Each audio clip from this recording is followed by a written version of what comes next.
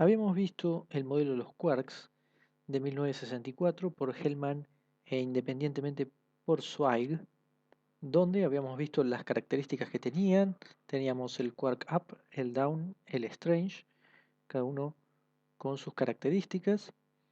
Y luego también vimos algunos bariones y mesones, cómo estaban conformados por quarks. Pero hay una cosa que no dijimos. Hasta el día de hoy, nadie nunca vio un quark solo, individual, es decir, no siendo parte de un barión o un mesón o de alguna partícula, nunca se vio. Porque, por ejemplo, si un protón está hecho de quarks, entonces uno puede pensarlo que tirándole con alguna otra partícula suficientemente fuerte, con suficiente energía, los quarks tendrían que salir despedidos. Es cierto que lo estamos diciendo como si fueran bolas de billar, como si fuera un scattering clásico, pero eso ya lo vimos en el scattering de Rutherford. También uno piensa que no podrían ser difíciles de reconocer. Tienen carga fraccionaria, entonces simplemente un experimento para medir carga debería darnos con el quark. También podríamos buscar un quark como una partícula estable. ¿En qué podría decaer si no tenemos una partícula más liviana con carga fraccionaria?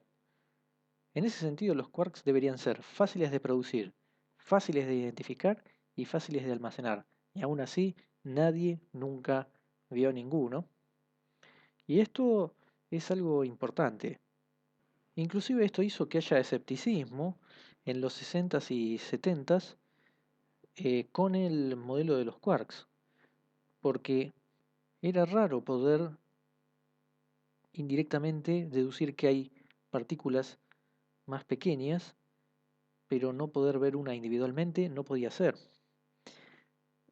Para salirse de este problema, se introdujo la noción del confinamiento de los quarks. Esto significa, por razones que no tenemos idea, el quark no puede encontrarse en otro lado que no sea dentro de otra partícula más grande, es decir, adentro de bariones y mesones. Ahora, por supuesto que esto no explica absolutamente nada, simplemente da un nombre a la frustración de no sabemos por qué no podemos encontrar uno solitario. Aún así hay que decir que esto no es toda la historia. Aunque los quarks estén adentro de hadrones, esto no significa que no son accesibles para el estudio experimental. Uno puede explorar el interior de un protón de la misma forma que Rutherford investigó el interior de un átomo. Esto significa básicamente tirándole con algo a ya sea el protón o algo que tenga quarks o que pensemos que tiene.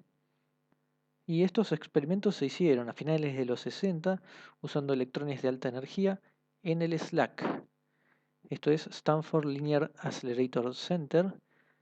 Después se repitieron en los 70s usando haces de neutrino en el CERN y después usando protones. El procedimiento por el cual se hacían estos experimentos era la dispersión inelástica profunda o scattering inelástico profundo. Tiene este nombre porque, por un lado, cuando tenemos altas energías, la longitud de onda asociada al electrón es pequeña con respecto a la del protón, y por otro lado tenemos que este choque es capaz de alterar al protón de modo que se produzcan nuevas partículas.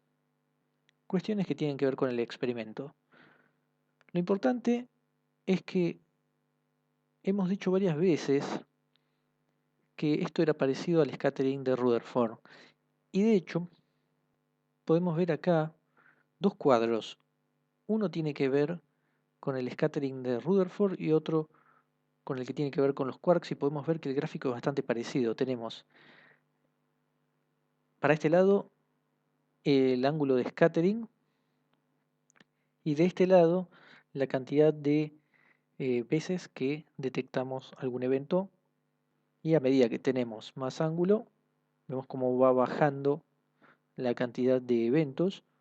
Esto lo que significa es que la mayoría de las partículas incidentes pasan directo sin problema y algunas pocas son las que rebotan para distintos lados. Así como para Rutherford, esto significaba que el átomo tiene una subestructura. Para los protones tenemos lo mismo. Esto significa que los protones tienen una subestructura. Ahora, lo de que hayan justo 3 quarks, eso ya es más complicado y no nos vamos a meter, pero es un soporte bastante grande para el modelo de los quarks. Las líneas punteadas, estas que se ven acá, así y así, representan lo que uno esperaría si la carga estuviera uniformemente distribuida sobre el volumen de, en este caso, el átomo y en este caso, el protón. Claramente, las observaciones no siguen la línea, por lo tanto, no hay algo sólido, por decirlo de alguna forma. Pegó contra algo en un cierto lugar y no en todos lados por igual. Entonces, en resumen, el modelo de los quarks sigue teniendo muchos problemas hasta el día de hoy inclusive, pero han habido experimentos que lo han ido validando como el modelo de subestructura de los hadrones.